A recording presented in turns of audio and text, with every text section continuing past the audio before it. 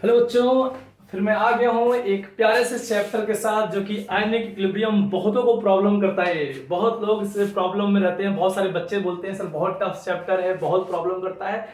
Actually बहुत आसान तरीके से अगर आप इसको समझो तो बहुत सिंपल चैप्टर है। ये चैप्टर कई सारे चैप्टर्स में इन्वॉल्व हो जाता है, मतलब कनेक्ट हो जाता है बहुत सारे चैप्टर्स में। तो ये चैप्टर जो है आयनिक जो है आपका जो है इक्विलिब्रियम जो है आयनिक इक्विलिब्रियम जो है ये चैप्टर जो है आपका चाहे इलेक्ट्रोकेमिस्ट्री हो वहां पे जाके मर्ज हो जाता है, या आपका जो है सॉल्युबिलिटी हो सोल्यूशन थोड़ा सा वहां से भी आ जाता है। तो कई सारी जगहों पे ये चैप्टर जो है इन्वॉल्व हो जाता है।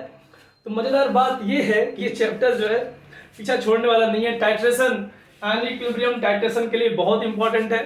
तो बहुत सारी चीजें हैं कि ये चैप्टर आपको बार बार परेशान करने की कोशिश करता है, लेकिन एक बार अगर आप आसानी से सीख गए इस चैप्टर का मेन कोर क्या है, मेन तरीका क्या है, पढ़ते कैसे है इसको, तो आप कभी भी आपको प्रॉब्लम नहीं होने वाली बच्चों। ठीक है, बहुत आसान पार्ट में बहुत तरीके से आप सीखोगे कि कैसे जो है कि आपका आयनिक इक्विलिब्रियम चैप्टर मैं आपको कराने वाला हूं। तो आप सोच लो एक बार कि जो है तैयार हो जाओ जल्दी से, और नोट्स बनाते चलना है साथ में, हर लेक्चर के साथ में नोट्स बनाना है। और ये चैप्टर हमेशा के लिए जो है मैं यूट्यूब पे आपके साथ रहेगा, और ये जो है हर बच्चों के लिए जो प्रॉब्लम फेस होती थी वो हमेशा के लिए खत्म हो जाएगी। तो हम लोग स्टार्ट करते हैं कि आयनिक इक्विलिब्रियम आखिर है क्या। इक्विलिब्रियम आखिर है क्या, आप जानते हो इक्विलिब्रियम क्या होता है? आप जानते हो rate of forward rate of backward दोनों बराबर हो जाने चाहिए। ठीक है, rate of forward rate of backward दोनों बराबर होने के बाद जो है जो भी मेजरेबल क्वांटिटीज होती हैं, कलर हो गया, कंसंट्रेशन हो गया, वो सारी चीज क्या होती है, कांस्टेंट हो जाती है। प्रेशर हो गया, सब कांस्टेंट। इक्विलिब्रियम का सिंपल सी बात है, जैसे सिंपल सा लैंग्वेज, सिंपल सी बात, जैसे मान लो चार चार नंबर इस साइड है, एक एग्जांपल समझो, चार चार बॉल्स इस साइड है ना, चार बॉल्स इस साइड है, ठीक है, और तीन बॉल्स इस साइड है। अगर ये इक्विलिब्रियम में आ गए, मान लो है ना, अगर ये इक्विलिब्रियम में आ गए, इसका मतलब रेट ऑफ फॉरवर्ड और रेट ऑफ बैकवर्ड क्या है, बराबर है। ये बोलने का मतलब ये होता है, मान लेते हैं कि एक बॉल अगर यहां से यहां जा रही है, उसी मोमेंट पे एक बॉल यहां से यहां आ रही है ना, रेट एक बॉल जा रही है यहां से यहां, एक बॉल आ रही है यहां से यहां, तो अल्टीमेटली ये आपको क्या दिखाई देने वाला है, चार ही दिखाई देगा। ये आपको क्या दिखाई देने वाला है, आपको थ्री ही दिखाई देगा। तो जब भी इक्विलिब्रियम होता है तो rate of forward rate of backward बराबर हो जाता है। जो भी मेजरेबल क्वांटिटीज होती हैं, कंसंट्रेशन, मोल वगैरह, ये सब क्या हो जाते हैं, कांस्टेंट हो जाते हैं। ये सब बातें केमिकल इक्विलिब्रियम में पढ़ते हैं, छोटी छोटी बातें हैं, है तो हम वहां की बातें इतना नहीं करने वाले, सिंपली हम यहाँ आयनिक की बात करने वाले हैं। तो आयनिक के अंदर जो है अगर स्टार्ट करें तो आयनिक इक्विलिब्रियम होता क्या है, अगर हम यहां से स्टार्ट करें तो आयनिक इक्विलिब्रियम होता है equilibrium between dissociated part and undissociated part. Equilibrium between dissociated part मतलब टूटने के बाद कोई आपका मान लो मॉलिक्यूल है, कोई आपका कंपाउंड है, वो जो है एक्वस में वाटर में डिजोल्व किया, तो क्या हुआ कि यहाँ पे अपने आयंस में टूट जाता है। तो आयंस में टूटने के बाद क्या हो रहा है, यहाँ पे इक्विलिब्रियम अटेंड हो जा रहा है, मतलब ये इधर से इधर जा रहा है, इधर से इधर आ रहा है, बोलो रेट जो है बराबर हो गई है। तो डिसोसिएटेड और अनडिसोसिएटेड, क्या हमेशा आयनिक इक्विलिब्रियम होगा डिसोसिएशन और अनडिसोसिएशन में? बहुत शानदार बात है। मैंने बोला कि equilibrium between dissociated and undissociated, question ये उठता है क्या सर हमेशा डिसोसिएटेड और अनडिसोसिएटेड में इक्विलिब्रियम आएगा? नहीं, इसका आंसर है नहीं, हमेशा इक्विलिब्रियम नहीं आएगा। इक्विलिब्रियम होने के लिए भी कुछ कंडीशंस हैं कि कब आएगा कब नहीं आएगा, है ना। ये बात जानने के लिए आपको वीडियो में बने रहना है, क्योंकि आज मैं बताऊंगा कहाँ इक्विलिब्रियम आएगा और कहाँ इक्विलिब्रियम नहीं आएगा। तो पूरा वीडियो लास्ट तक देखें, पूरी प्लानिंग के साथ जो है मैं यहाँ पे आपको पढ़ाने वाला हूँ। तो 1 बाय 1 बेटा, तो इसमें मेन है क्या, आखिर आयनिक इक्विलिब्रियम करते क्या है? मेन है पीएच निकालना। पीएच क्लास 10 से आप जानते हो, है ना, आप जानते हो न्यूट्रल का पीएच 7 होता है, मैं आपको बोलूंगा 6 होता है या 8 होता है या 9 होता है, मैं कुछ भी कर सकता हूँ। ठीक है, यही तो साइंस का मजेदार बात है, जो आपने पढ़ा कि न्यूट्रल का पीएच कितना होता है 7, H2O का पीएच कितना होता है 7। हम यहाँ पे 6 भी करेंगे, 8 भी करेंगे, जो कि लगातार लेक्चर्स में आता जाएगा। कैसे होगा, कैसे बनता है, कैसे, ये तो प्रॉब्लम है ना, जो आपने पढ़ा वो गलत हो गया। आपने पढ़ा न्यूट्रल का पीएच 7 होता है, मैं बोल रहा हूँ 6 भी हो सकता है, मैं बोल रहा हूँ 8 भी हो सकता है, डिपेंड करेगा टेम्परेचर क्या है। ठीक है, तो आगे वहां पे देखेंगे यहाँ पे। ठीक है, तो टारगेट हमारा ये है, मेन टारगेट है, इसका मेजर पार्ट है आपका पीएच कैलकुलेशन।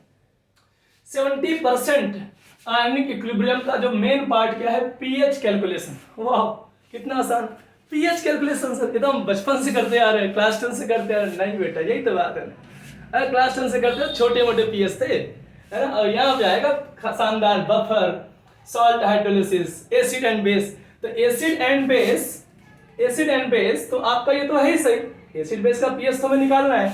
अब एक एसिड है, दो एसिड है, तीन एसिड है, वीक एसिड है, स्ट्रॉन्ग एसिड है, मिक्स कर दिया है तो क्या होगा, वो सारी बातें यहाँ पे होगा। बेस वीक है, स्ट्रॉन्ग है। तो अब कहानी थोड़ा सा टफ हो गई, 10th क्लास नहीं रह गया बेटा, अब ये 11th की बात आ गई और आईआईटी की बात आ गई। तो आईआईटी एडवांस लेवल तक का आपको मैं पढ़ाऊंगा यहाँ बेटा, ठीक है।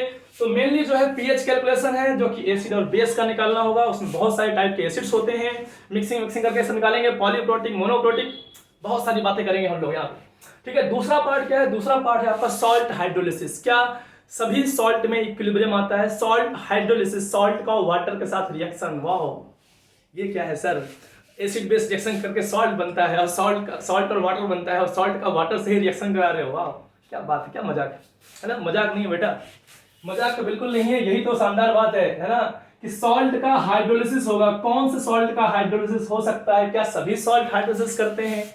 ये क्वेश्चन उठ जाता है। शानदार जगह यहाँ पे है, बहुत मजा आएगा यहाँ पे। सॉल्ट हाइड्रोलिसिस करने के बाद उसका पीएच निकालना, ठीक है। फिर आता है बफर। बफर क्या होता है, बफर की बात करेंगे। बफर क्या होता है? तो बफर, एक बात सुन लो आप, सिंपल सी बात है। बफर स्टॉक वर्ड आपने सुना होगा। बफर स्टॉक गवर्नमेंट कभी न्यूज में आता है, गवर्नमेंट है the buffer stock of the something wheat या चावल, राइस, बातें करते हैं ना कि राइस का बफर स्टॉक है इंडिया में। बफर स्टॉक का मतलब क्या है? बफर स्टॉक का मतलब ये है कि ऐसा स्टॉक जिसमें से कुछ निकाल लो या उसमें कुछ पुट कर दो, उसकी मात्रा ज्यादा चेंज नहीं होती है। जैसे समुद्र में से 2 बाल्टी पानी निकाल लो, समुद्र का पानी कम नहीं हो जाएगा। या 2 बाल्टी पानी, हम समुद्र सुखाने निकले हैं कि ना सर, जो है हम 2-3 बाल्टी निकाल के उसमें से समुद्र को सुखा लेंगे, ये पॉसिबल नहीं है। बफर का मतलब ये हो गया कि उसमें जो है कोई स्मॉल चेंज करने पे उसकी जो है पीएच वैल्यू चेंज ना हो। ऐसा सोल्यूशन जिसमें small amount of acid, small amount of base add करें तो उसका पीएच चेंज ना हो। मैंने क्या बोला? बफर स्टॉक का मतलब क्या था? उसमें से 2 बोरी अनाज निकाल लिया या समथिंग, कुछ एक ट्रक अनाज निकाल लिया, तो उसका स्टॉक की मात्रा चेंज नहीं हो रही है, बहुत माइन्यूट सा चेंज आए, कांस्टेंट पीएच हो, है ना, उसे बोलते हैं बफर। ऐसा सोल्यूशन बहुत काम की चीज है। बफर बहुत काम की चीज है, डेली लाइफ में बफर का बहुत यूज होता है, क्योंकि आपका कोई सब्सटेंस है अगर बफर कंडीशन में है तो उसका पीएच चेंज ना हो। बफर हमारे ब्लड में भी है, आपको पता होना चाहिए। आपका जो है ब्लड का पीएच बफर रेंज में होता है, और यही चीज जो है कहीं ना कहीं, क्योंकि हमारे पेट में एसिड कंटिन्यू बन रहा है, और वो कहीं ना कहीं अगर बफर, गॉड ने बफर ना दिया होता हमें, बफर ना बनाया होता हमें, तो हमारे बॉडी का पीएच चेंज हो जाता और हम मर सकते थे।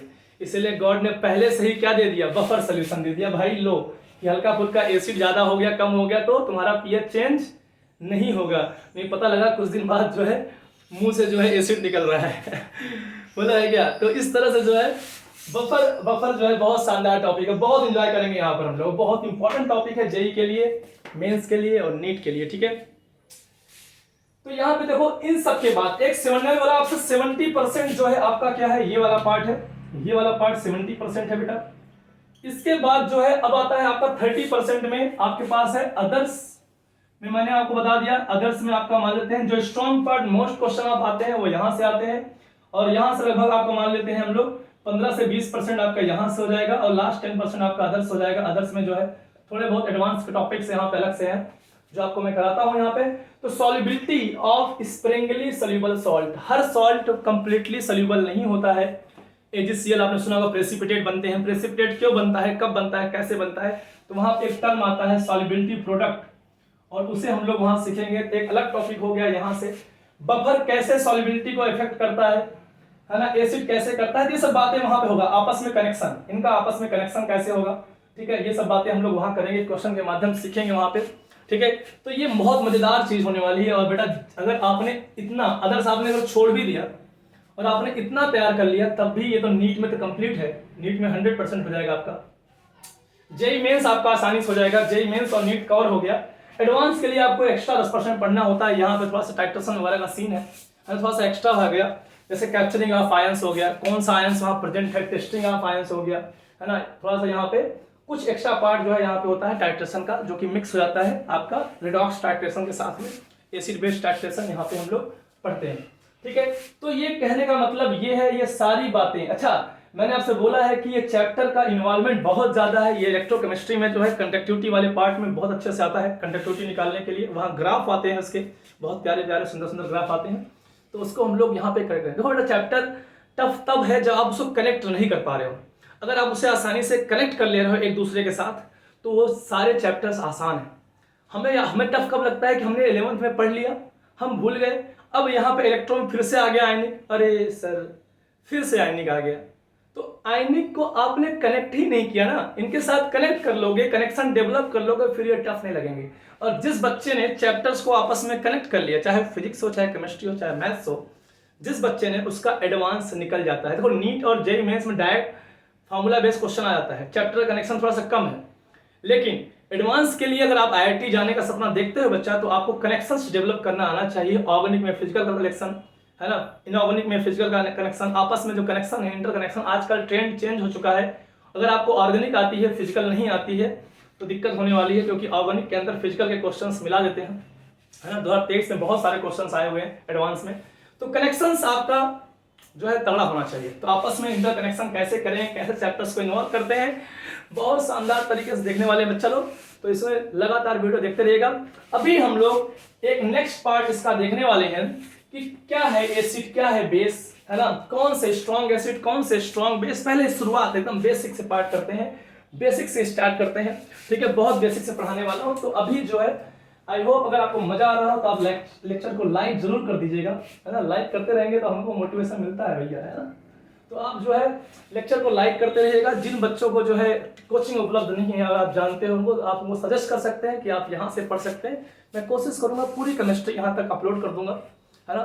थोड़ा सा टाइम लग रहा है, लेकिन बहुत जल्द मैं आपको ये कम्प्लीटली, क्योंकि मैं खुद वर्किंग जो है पोजिशन पे हूँ, इतना टाइम नहीं मिल पाता है, लेकिन मैं कोशिश करूँगा कि आपको यहाँ पे हर चीज़ फ्री ऑफ कॉस्ट अवेलेबल हो, हर बच्चा पढ़ पाए, ठीक है। वो पढ़ेगा इंडिया तो बढ़ेगा इंडिया। बात समझ में आई क्या? क्योंकि एजुकेशन ही है जिससे सोच बदल सकती है, एजुकेशन ही है जिससे विकास हो सकता है। आप जान लो कि हर प्रॉब्लम का जो सल्यूशन है उसमें एजुकेशन एक बहुत बड़ा रोल है। आज कोई चीज़ है, आज जनसंख्या जो है इंक्रीज हो रही है, उसका पीछे भी एजुकेशन का लैक है कि लोग एजुकेटेड नहीं हैं। लोग एक दूसरे को मार दे रहे हैं, लड़ाइयाँ कर ले रहे हैं छोटी छोटी बातों पे, क्योंकि उनको लॉ का एजुकेशन नहीं है, उन्हें नॉलेज नहीं है कि छोटी सी गलती से उनका पूरा करियर खराब हो सकता है, एक छोटी सी गलती से उनकी पूरी जिंदगी खराब हो सकती है ना। कहीं ना कहीं अगर उन्हें सोसाइटी की चीज़ों की थोड़ा समझ होना, तो वे सब गलतियाँ नहीं करेंगे। तो कहीं ना कहीं एजुकेशन, है ना, आपको गंभीर बनाता है, आपको स्ट्रांग बनाता है। तो इसको एजुकेशन को हर किसी तक पहुँचे, यही पर्पज है यहाँ पे।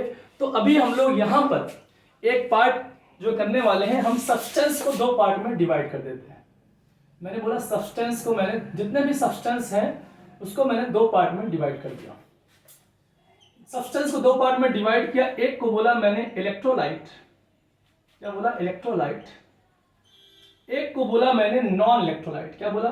Non electrolyte, non electrolyte. एक को बोला इलेक्ट्रोलाइट, एक को बोला नॉन इलेक्ट्रोलाइट। समझना इस बात को। इलेक्ट्रोलाइट का मतलब क्या है? इलेक्ट्रोलाइट का मतलब है कि जो डिसोसिएट हो सकता, क्योंकि इक्विलिब्रियम में हमने क्या देखा बच्चा? इक्विलिब्रियम में बोला कि भाई कहाँ इक्विलिब्रियम कहाँ आ रहा है? केमिकल आयनिक में जो है डिसोसिएटेड पार्ट और अनडिसोसिएटेड पार्ट। जाहिर सी बात है हमें डिवाइड करना पड़ेगा कहाँ कहाँ डिसोसिएशन हो रहा है। तो सबसे पहले इलेक्ट्रोलाइट की बात करते हैं। इलेक्ट्रोलाइट का मतलब ये है कि जो डिसोसिएट हो सकता है ना, जो डिसोसिएट हो सकता हो। डिसोसिएट होने का मतलब होता है इसका अल्फा जो है वो नॉट इक्वल टू 0। अल्फा क्या है? Degree of dissociation. जो डिग्री ऑफ डिसोसिएशन है, डिग्री ऑफ डिसोसिएशन मतलब परसेंटेज ऑफ डिसोसिएशन बोल सकते हो सिंपली। कितना परसेंट टूटा है? 2%, 5%, 10%, 20%, 50%, 100%, कितना परसेंट टूट गया वाटर में डिजॉल्व करने के बाद। डिग्री ऑफ डिसोसिएशन अल्फा है ना, नॉट इक्वल टू 0 है। और एक है तुम्हारा अल्फा 0 है। ये डिसोसिएट ही नहीं होते भाई, ये टूटते ही नहीं है ना।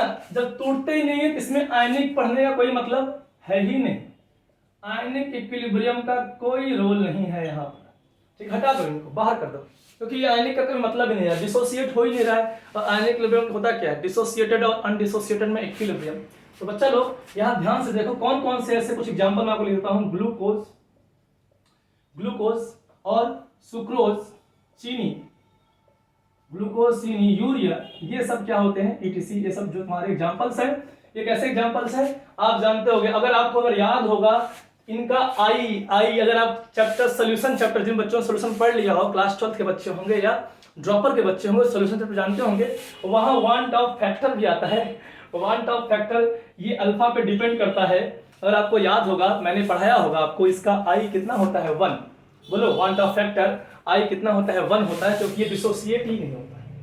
ठीक है, तो मैं आपको रिकॉल कर रहा हूं कैसे कनेक्शन आता है आपस में, है ना। ठीक है, तो ऐसे हम रिकॉल करते हुए चलेंगे। इसका मतलब ये है कि हम पूरा तरह से आयनिक कहां पढ़ने वाले हैं, हम पूरी तरह से आयनिक यहां पढ़ने वाले हैं। ठीक है, इलेक्ट्रोलाइट में पढ़ने वाले हैं आयनिक, पूरी आयनिक यहां चलने वाली है। अब इसमें क्या क्या होता है, इसको भी 2 पार्ट में तोड़ दिया मैंने। 2 पार्ट में कैसे, बोलो सर क्या तरीका है, आप तोड़ते हुए चले जा रहे हो, बिल्कुल तोड़ने का ही चैप्टर है, बोला है क्या। तो यहां देखो, यहां पे क्या है, यहां पे है स्ट्रॉन्ग इलेक्ट्रोलाइट, एक है स्ट्रॉन्ग इलेक्ट्रोलाइट और एक है तुम्हारा वीक इलेक्ट्रोलाइट। वीक इलेक्ट्रोलाइट, अच्छा सर ये क्या है भाई, स्ट्रॉन्ग इलेक्ट्रोलाइट और वीक इलेक्ट्रोलाइट। स्ट्रॉन्ग का मतलब ये हो गया कि इसमें जो अल्फा है वो 100% है, अल्फा की वैल्यू 1 है, 100%, मतलब कंप्लीट डिसोसिएट, कोई नहीं 10% 5% हल्का फुल्का डिसोसिएट नहीं हो रहा, कंप्लीट। और इसमें कैसा है, alpha less than 100%, 5%, 2%, 3%, 10%, 40%, 50%, less than 100%, है ना। तो स्ट्रॉन्ग और वीक, एक बात बताना, इक्विलिब्रियम आयनिक इक्विलिब्रियम मैंने बोला यहां पढ़ेंगे, है ना। ये है स्ट्रॉन्ग, स्ट्रॉन्ग मतलब कंप्लीटली टूट गया, लौट के वापस नहीं आ सकता। जब एक बार कंप्लीटली टूट गया लौट के वापस नहीं आएगा। यहां कुछ पार्ट टूटा, कुछ पार्ट नहीं टूटा, मतलब क्या हुआ कि टूट भी रहा है और लौट के वापस भी आ रहा है, टूट भी रहा है लौट के वापस भी आ रहा है, बोलो क्या। तो यहां पे होगा आयनिक। सब तो तोड़ते हुए चले जा रहे हैं, बोल रहे हैं इसको हटा दो, इसको हटा दो, इसको हटा दो। तो एक्चुअली आयनिक पढ़ेंगे कहां, सिर्फ यहां। आयनिक इक्विलिब्रियम सिर्फ यहां आएगा, वाह, सिर्फ वीक में। लेकिन वीक में आयनिक पढ़ना है, लेकिन हमें स्ट्रॉन्ग का इफेक्ट भी देखना है वीक में, इसलिए हमें स्ट्रॉन्ग भी पढ़ना है। ठीक है, ध्यान सुन लो, है ना। मैं पहले बोल रहा हूं आज हमारी प्लानिंग क्या है, आज हमारी प्लानिंग है कैसे हम पढ़ने वाले हैं, कैसे स्टार्ट करने वाले हैं। तो मैंने आपको बोला कि वीक में आयनिक इक्विलिब्रियम होता है और कहीं नहीं होता, ठीक है, सिर्फ वीक में। और स्प्रिंगली सोलुबल सॉल्ट में होता है, तो हम वो अलग कर ही दिए हैं। अगर हम बात करें यहाँ पर, तो वीक में तुम्हारा आयनिक होता है, इक्विलिब्रियम सिर्फ यहाँ आता है, यहाँ इक्विलिब्रियम नहीं आता है, क्योंकि 100% टूट गया। कोई चीज 100% टूट गई, मान लो ए बी गया है सीधा कहाँ पे, ए प्लस और बी माइनस गया है, लौट के नहीं आया, कंप्लीटली टूट गया, ये हो गया 0, कंप्लीटली टूट गया, तो लौट के आया ही नहीं, तो यहां इक्विलिब्रियम नहीं होगा। ठीक है, यहां गया है, ए बी मान लो टूटा, ए प्लस बी माइनस में कुछ पार्ट टूट गया, कुछ पार्ट नहीं टूटा, मतलब लौट के भी आया है। तो अगर वीक होगा तो ही आयनिक इक्विलिब्रियम होगा। तो बोलोगे सर आखिर हम ये क्यों पढ़ते क्यों हैं, क्योंकि इसका इफेक्ट देखना है यहां, इसका इफेक्ट देखना है यहां कि वीक एसिड स्ट्रॉन्ग एसिड का वीक एसिड पे क्या इफेक्ट है ना। इस तरह से इसको हम पढ़ेंगे। अब आगे फर्दर मैं इसको डिवाइड करूंगा कि स्ट्रॉन्ग में कौन कौन से हैं, वीक में कौन कौन से हैं। भाई जानना जरूरी है ना, स्ट्रॉन्ग कौन है, वीक कौन है, थोड़ा बहुत फीलिंग होनी चाहिए। जब तक आपको थोड़ा बहुत पता नहीं होगा स्ट्रॉन्ग कौन है, वीक कौन है, कैसे करोगे एक क्वेश्चन जाके, क्वेश्चन में दे देगा ये एक स्ट्रॉन्ग है, आप मान लोगे नहीं। थोड़ी सी फीलिंग पता होनी चाहिए कौन कौन है, पहचानो स्ट्रॉन्ग कौन है और वीक कौन है। तो हमारे पास जितने एसिड बेस और सॉल्ट वगैरह हैं, इनको थोड़ा सा हम पहचानने की कोशिश करेंगे कि स्ट्रॉन्ग कौन है और वीक कौन है। आई होप इतना आपको समझ में आ गया है। अगर इतना आपको समझ में आ गया है बेटा, लेक्चर नंबर 2 का वेट करें। लेक्चर नंबर 2 में मैं आपको ये बताऊंगा स्ट्रॉन्ग कौन सा है, वीक कौन सा है, और वहीं से शुरुआत हो जाएगी आपकी आयनिक की, है ना। Law of Ostwald law of dilution की एंट्री होने वाली है। अगले पार्ट में बहुत शानदार पार्ट आने वाला है ना। तो आपने आज देखा कि कहाँ पे इक्विलिब्रियम पढ़ने वाले हैं, कहाँ पे इक्विलिब्रियम नहीं पढ़ने वाले हैं। इक्विलिब्रियम हम लोग वीक के लिए पढ़ते हैं, लेकिन स्ट्रॉन्ग का इफेक्ट देखते हैं वीक में। तो ये है हमारा चैप्टर की शुरुआत, है ना। आई होप आपको मजा आया। तो चैप्टर जो चैनल है हमारा, इसको सब्सक्राइब करते रहिएगा, लेक्चर को शेयर करते रहिएगा, और मिलते हैं हम लोग नेक्स्ट पार्ट। Bye bye.